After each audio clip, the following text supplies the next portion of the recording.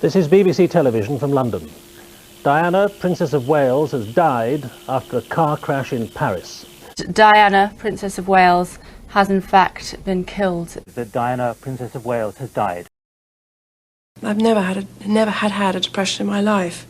But then when I analysed it, I could see that the changes I'd made in the last year had all caught up with me, and my body had said, we want a rest.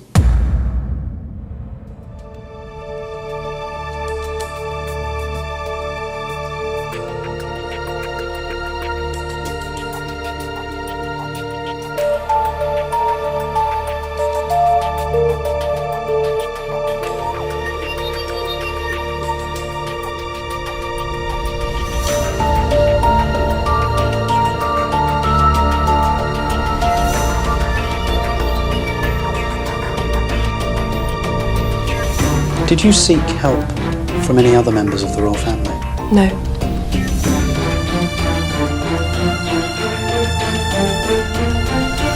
He says that your husband renewed his relationship with Mrs. Camilla Parker Bowles. Were you aware of that? Yes, I was. But my husband asked for separation and I supported it. It was not your idea? No, not at all.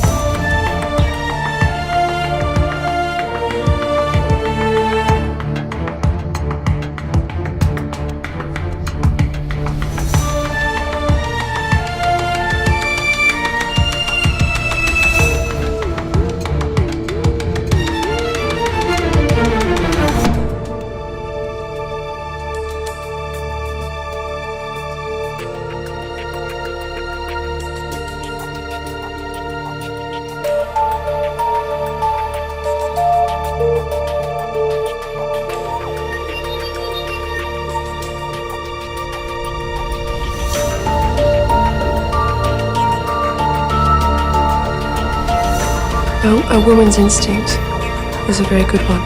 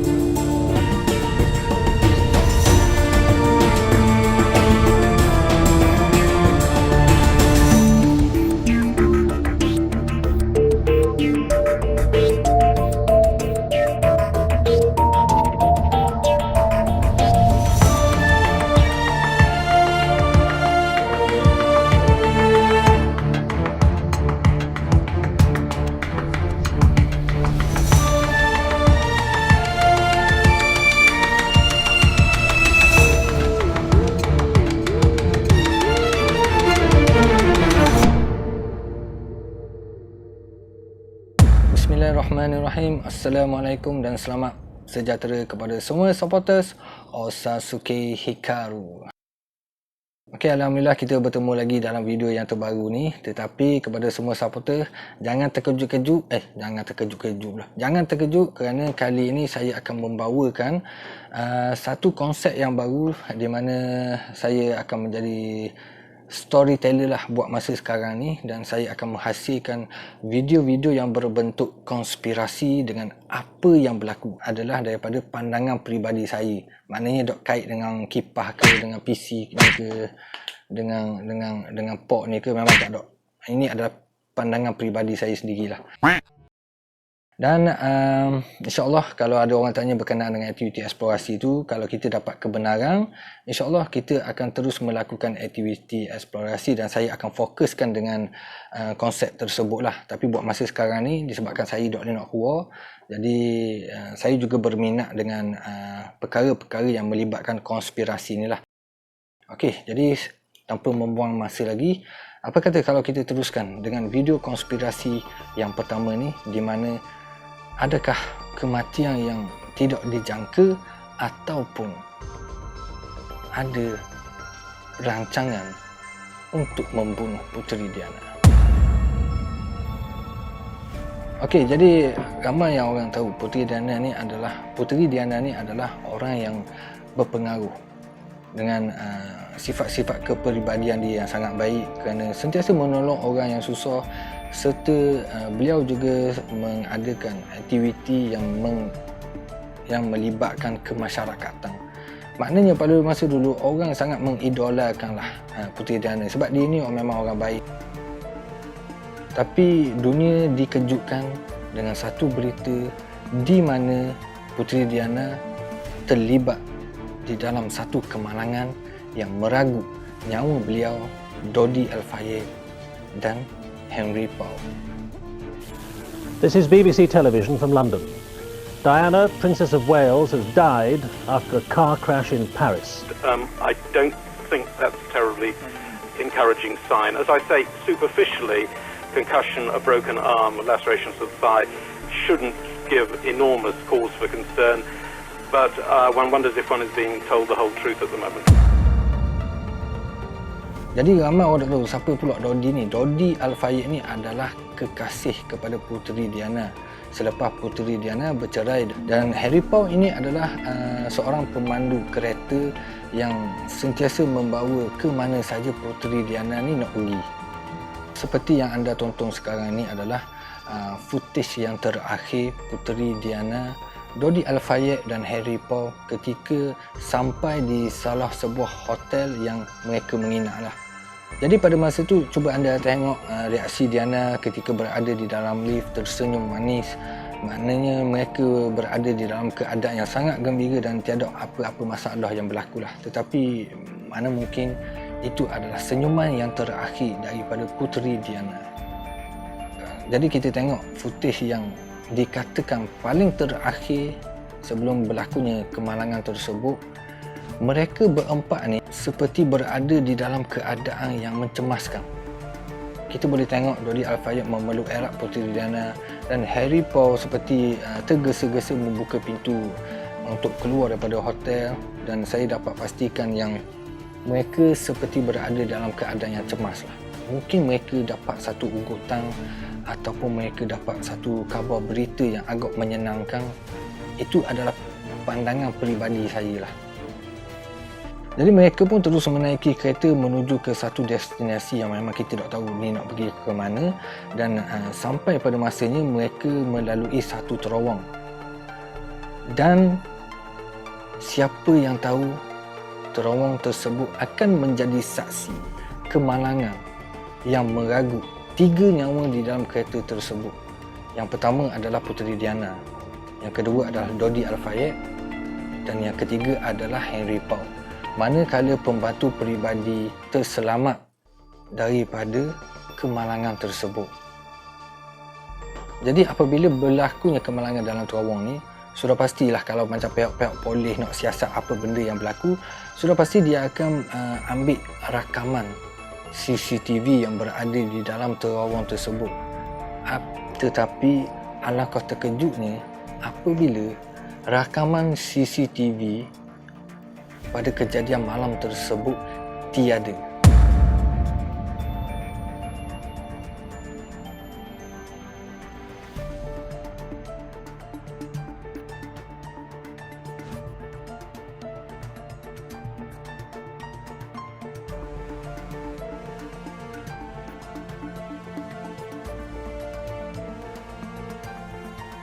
Bermakna tak ada rakaman CCTV pada malam tu.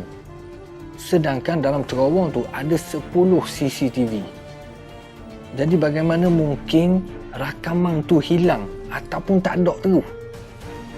Jadi, adakah benar perkara ini sudah dirancang? Okey, selepas berlakunya kematian tersebut, mereka ada buat bersiasat lah, sebab dia nak, mungkin dia nak cek beberapa aspek lah. Dan agak mengejutkan juga apabila mereka mengatakan yang pemandu kereta Puteri Diana pada malam tersebut, iaitu Henry Paul, berada di dalam keadaan yang mabuk. Sebab mungkin dia ambil darah, dia cek, dia dapat detect yang Henry Paul ni ambil benda-benda yang beralkohol, lebih kurang gitulah. Yang ni saya agak tak logik lah bila saya dapat tahu benda ni. Jadi bila kita fikir balik, Henry Paul adalah salah seorang pemandu yang profesional. Dia bawa orang yang berpengaruh kot. Takkanlah dia nak ambil minum air arak ke, ni nak isap dadah ke. Saya rasa tak mungkin lah. Dan kita boleh tengok dalam footage yang terakhir beliau pada malam tu, dia yang membantu Dodi Al-Fayed Puteri Diana untuk keluar daripada hotel tu. Maknanya takkanlah pada masa tu dia berada dalam keadaan yang mabuk. Kalau mereka duduk dalam keadaan yang mabuk, jadi kita boleh fikir orang yang profesional bawa kereta ni, dan dia tahu pula dia nak bawa Puteri Diana, takkanlah dia nak minum perkara-perkara yang memabukkan. Jadi saya menolak fakta yang mengatakan Henry Paul ni berada di dalam keadaan yang mabuk. Okey, kemudian ada dalam sumber-sumber daripada media barat mengatakan sebelum berlakunya kemalangan tersebut, ada yang mendakwa ada satu cahaya yang sangat terang yang membuatkan Henry Paul ni hilang kawalan dan terus melanggar konkrit, dinding ataupun tiang, yang mengakibatkan kemalangan yang meragut nyawa. Okey, kalau mengikut apa yang dikatakan flashlight, iaitu satu lampu yang cahaya yang sangat terang. Kalau pada zaman tu, kalau kita fikir, cahaya tu daripada mana? Adakah ada kereta bahagian depan yang akan high beam ke, ataupun sebaliknya? Tetapi kalau mengikut pandangan peribadi saya, kalau berkenaan dengan flashlight ni, mungkin dia ada kaitan dengan sejenis bom.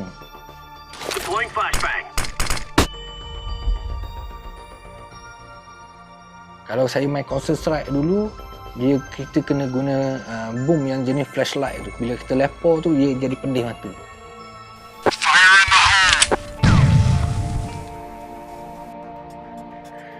Itu adalah pandangan peribadi saya lah. Mungkin dia menggunakan bom ataupun perkara-perkara sama waktu dengannya lah. Jadi pada masa ni, ada orang kata macam tadi, berdasar orang kata Henry Paul ni berada dalam keadaan yang mabuk. Itu satu hal. Lepas tu yang kedua, dia kata pula ada lampu flashlight. Lampu flashlight ni dia tak tunggu orang mabuk sebenarnya. Kalau orang tak mabuk pun tiba-tiba dia dapat satu cahaya yang sangat terang yang boleh mengkaburi mata ni, benda tu boleh jadi accident juga. Jadi tadi kata Henry Paul ni mabuk, lepas tu ada flashlight pula. Okey, tak apa, kita tunggu dulu. Jadi kita adalah 2 poin tadi. Okey, kemudian keluarlah satu spekulasi daripada media barat juga, mengatakan kemalangan berlaku di dalam terowong ni mengakibatkan pertembungan di antara kereta Mercedes dengan kereta Fiat Uno yang berwarna putih. Seperti video yang anda tengok ni, ini adalah ilustrasi yang mereka buat untuk mengatakan kemalangan tu berlaku.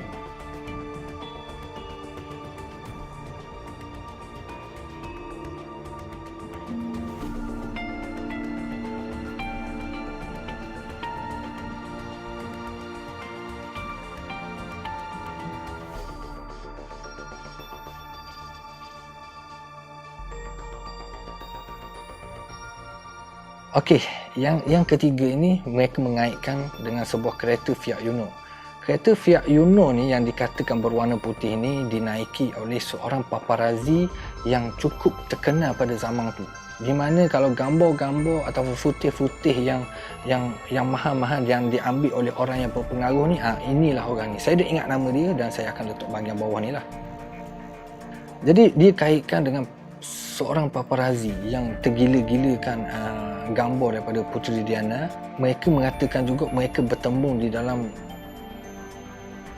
terowong tersebut. Okey, sebagai contohlah, kalau paparazzi tu kejar paparazzi tu kejar kereta Mercedes pada malam tu. Jadi kalau contohlah Harry Potter tu bawa kereta tu laju, tak mungkin kereta Fiat Uno tu boleh dapat kerja.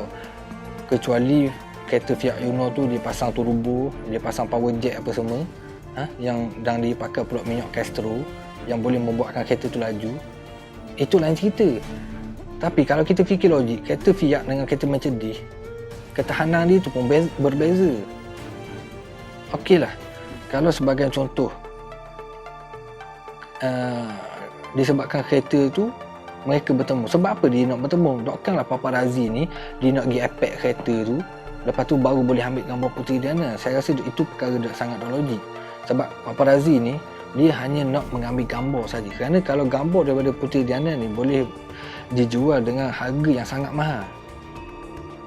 Lepas tu pula ada juga yang mendakwa orang nampak kereta Fiat Uno ni keluar daripada terowong tersebut selepas berlakunya kematian Puteri Diana ni.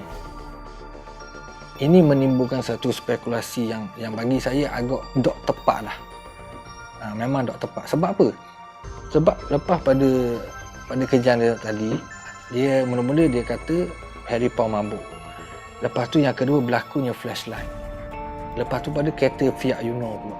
Kalau berlaku perkara flashlight ni, sebab apa kereta Fiat Uno tu tak ada masalah? Kebal benar mata dia. Bagaimana dia boleh keluar daripada terowong tu kalau berlakunya flashlight? Kenapa pula kereta Mercedes yang dipandu oleh Harry Potter ni accident? Sebab apa kereta Fiat tu dah accident? Ke dia pakai tinta yang boleh kalih UV tu? Itu pandangan yang tak tepat daripada media-media barat. Tapi apa yang mengejutkan selepas kematian Puteri Diana ni, pihak polis di sana menjumpai satu mayat yang berada di dalam sebuah kereta BMW, dan selepas dikenal pasti mayat tersebut adalah paparazzi yang terkenal tadi.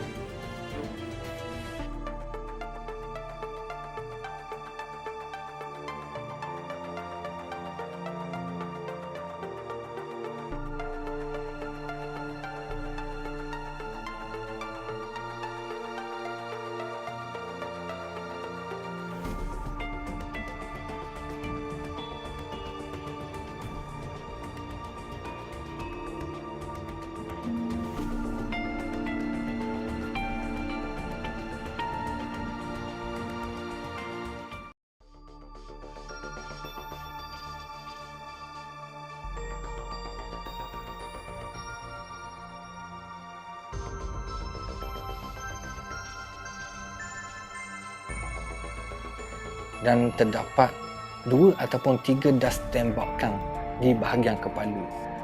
Jadi pada masa tu anda fikirlah, bagi saya dapat pandangan mungkin paparazzi tu dia ada bukti-bukti yang mengatakan dia tak terlibat di dalam kemalangan tersebut. Jadi untuk menghapuskan bukti, sebab itulah dia boleh tuduh kemalangan tu berlaku disebabkan pertembungan 2 buah kereta ni. Jadi sains tu mana aku tak ada malam tu, aku pergi kat lain. Tapi sebabkan nak dikambing hitamkan sangat, memang mati je lah jawapan ni. Jadi selepas pada kematian Puteri Diana ni, banyaklah spekulasi yang timbul, dan ada yang mendakwa juga, dan ini adalah antara sebab yang bagi saya agak kukuh lah kenapa Puteri Diana ni dibunuh. Dan salah satunya adalah kerana Puteri Diana ingin berkahwin dengan Dodi Al-Fayed. Untuk pengetahuan semua juga, Dodi Al-Fayed ni adalah orang Islam. Okey, kalau Puteri Diana ni berkahwin dengan Dodi Al-Fayed, sudah pasti Puteri Diana akan memeluk agama Islam. Jadi pihak diraja di sebelah sana yang boleh dikatakan dikawal oleh Ratu Elizabeth ni, di mana orang-orang yang kuat dalam Freemason dan Illuminati ni, mereka tidak membenarkan darah raja mereka, sistem di raja mereka ni ada darah-darah orang Islam. Jadi dan mereka juga tak mahu 2 orang anak Puteri Diana ini mempunyai talian darah dengan ayah tiri. yang beragama Islam. Dan salah satunya, kalau contoh Puteri Diana ni dia masuk Islam, dia akan memberikan kesan yang sangat buruk lah kepada sistem-sistem diraja suatu ketika dulu. Sebagai contoh, kita tahu Puteri Diana ni mempunyai pengaruh yang sangat kuat dengan ramai pengikut-pengikut yang memuja beliau. Cuba anda bayangkan kalau Puteri Diana ni dia masuk Islam dan ia memberikan kesan kepada penyokong-penyokong di bawah dia, rakyat-rakyat yang sentiasa menyokong dia tu sudah pasti akan mengikut jejak langkah Puteri Diana, dan ini akan memberikan kesan yang tidak baik kepada sistem diraja di sebelah tu dengan perkauman agama. Dan seperti yang kita tahu juga, Puteri Diana ni di antara orang yang tidak mengikuti peraturan yang berada di buku. Mungkin buku dia raja seperti mana di dalam video klip ni. Kerana Puteri Diana ni dia bergerak secara bebas dan dia seringkali melanggar etika sistem diraja. Sebab kita boleh tengok Puteri Diana ni memang orang yang sentiasa menghulurkan bantuan kepada masyarakat, orang yang baik dan sebagainya. Namun apa yang paling menggemparkan adalah nota terakhir daripada Puteri Diana diberikan kepada salah seorang pembantu peribadi beliau, di mana di dalam nota tersebut ada mengatakan bahawa pihak diraja dan putera Charles ada membuat rancangan untuk membunuh Puteri Diana yang melibatkan kereta seperti yang berada di dalam gambar tersebut.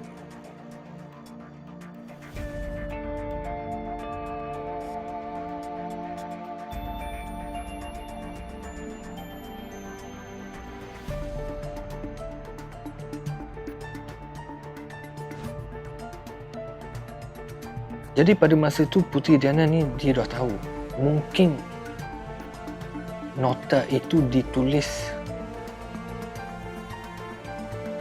pada beberapa hari ataupun beberapa jam sebelum kemalangan tu berlaku.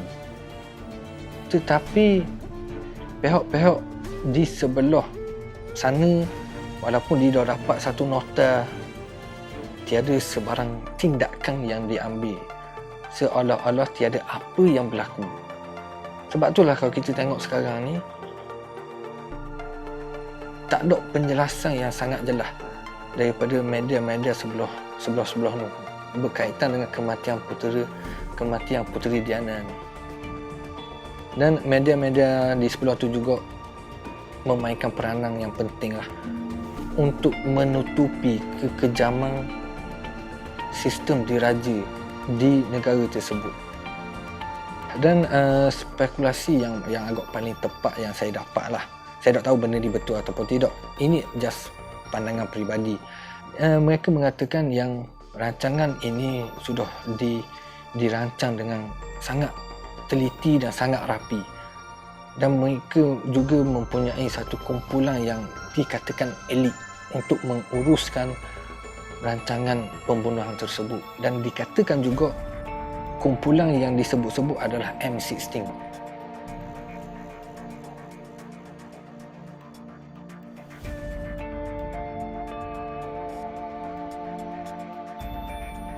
Itu yang diperkatakan oleh sumber lah. Jadi bagi saya, yang saya ada banyak teori-teori berkenaan dengan kes pembunuhan Puteri Diana ni, jadi saya agak setujulah sekiranya ada kumpulan yang dilabelkan sangat elit menguruskan rancangan pembunuhan tersebut.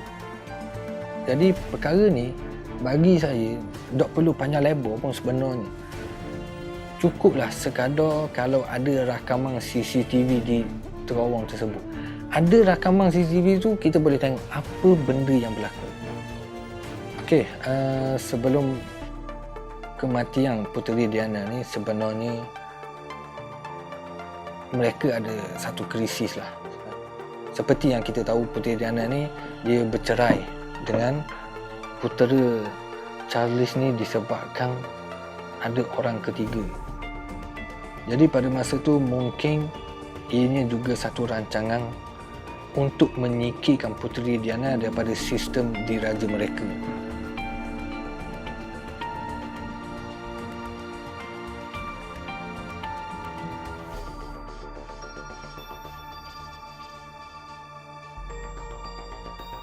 Saya tak tahu sebab apa dan kenapa.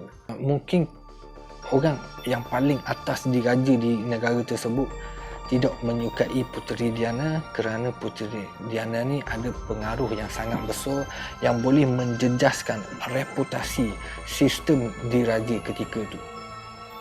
Sebab masa tu memang orang ni memang tergila-gilakan Puteri Diana.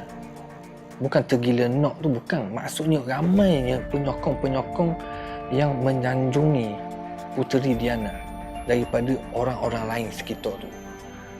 Jadi mungkin sistem diraja tu tergugak dengan prestasi dan dengan kemasyhuran Puteri Diana ni. Jadi disebabkan tu mereka cuba merancang untuk memisahkan Puteri Diana bersama dengan Puteri Charles. Sebab dia takut kalau Puteri Diana ni diangkat lebih tinggi, bermakna Puteri Diana akan melawan sistem-sistem yang tidak adil yang terdapat di dalam sistem raja tersebut pada masa itu. Dan kemudian putera Charles bertemu dengan Camilla yang bagi saya kalau dengan Puteri Diana ni sudah pasti jauh lebih berbeza dengan Puteri Diana lah.